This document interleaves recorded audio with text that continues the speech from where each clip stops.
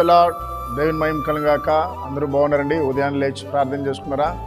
రండి దేవుని యొక్క వాగ్దానం కలిసి చదువుకుందాం. ఈరోజు 2వ దినవృత్తాంతములో 32వ అధ్యాయము 7వ వచనం. మీరు దిగులు పడుకుడి, ధైర్యము వహించుడి. ప్రియులారా, ఉదయకాలన నిద్ర లేచిందే కొంచెం దిగులుగా కలవరంతో లేచారా? అయ్యో, ఇంత డబ్బులు వారు మోసం చేశారే, వారు నమ్మిని ఇంత డబ్బులు ఇచ్చనే వారు అన్యాయం చేశారని దిగులు పడుతున్నారా? దేవుని బిడ్డారా, మీరు ఎవరైతే మిమ్మల్ని మోసం చేశారో, మీ దగ్గర తీసుకునే డబ్బుల్ని ఇస్తానని చెప్పి ఎగ్గొట్టారో వారిని బట్టి కలవరపడుతున్నారా? భయపడకండి, దేవుడు ధైర్యం తెచ్చుకోమంటున్నాడు.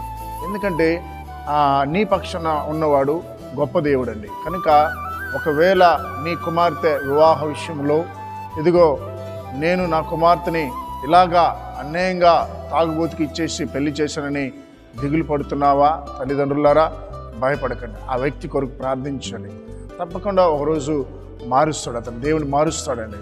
ఇదిగో ప్రియ దేవుని బిడ్డలారా, మీరు ఇల్లు విషయంలో ఇదిగో కట్టి ప్రారంభించి కొంతమంది ఆ యొక్క స్థలం విషయంలో అడ్డగిచ్చారని, ఇదిగో కొంతగా అన్యాయంగా మీ యొక్క ల్యాండ్ విషయంలో వారు దౌర్జన్యం చేశారని, అయ్యో ఎందుకు ఇక్కడ కొన్నానా, ఎందుకు నన్ను వారు ఇబ్బంది పెడుతున్నారా అని కలవరపడుతున్నారా? ఇది దేవుడు అన్నాడు, భయపడద్దు, ధైర్యం తెచ్చుకో, ధైర్యం తెచ్చుకో. నిన్ను ఆయన ముందుకు తీసుకెళ్తారు. ఒకవేళ చదువుల్లో ఎగ్జామ్స్కి సిద్ధపడుతూ దిగులు పడుతున్నారు, అయ్యో నేను చదువుకోలేదు, అయ్యో నేను ఎగ్జామ్లో ఖచ్చితంగా ఫెయిల్ అయిపోతాను, ఇదిగో ఇంకా నాకు పాస్ కాలని భయపడుతున్న యవ్వన బిడ్డలారా, భయపడకండి, ధైర్యం తెచ్చుకోండి. ఇదిగో చాలామంది తల్లిదండ్రులు మీ పిల్లలు ఎదుగుతున్నారని వాళ్ళని చూసి, అయ్యా నేను వయసులో ఉన్నప్పుడే నా బిడ్డలకి వివాహం చేయలేదని దిగులు పడుతున్నారా? భయపడకండి, అన్నిటికీ తగిన సమయం ఇస్తారు దేవుడు. ఆ సమయంలో దేవుడు నీకు అనుకూలంగా కార్యములు మలుస్తాడు. కనుక విశ్వాసంతో ఉదయకాలన ఆయన సన్నిధిలో ప్రార్థించి ధైర్యం తెచ్చుకొని మీ పనికి పూనుకోండి. దేవుడు మీకు తోడులాగిన ప్రార్థన చేద్దాం. తండ్రి, నీకు వందనాలయ్యా.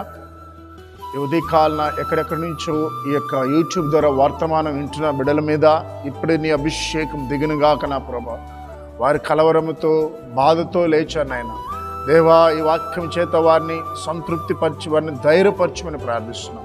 యేసయ్యా, ఎంతోమంది డబ్బులునైనా ఇచ్చి లక్షల్లో మోసపోయిన వారు ఉన్నారు.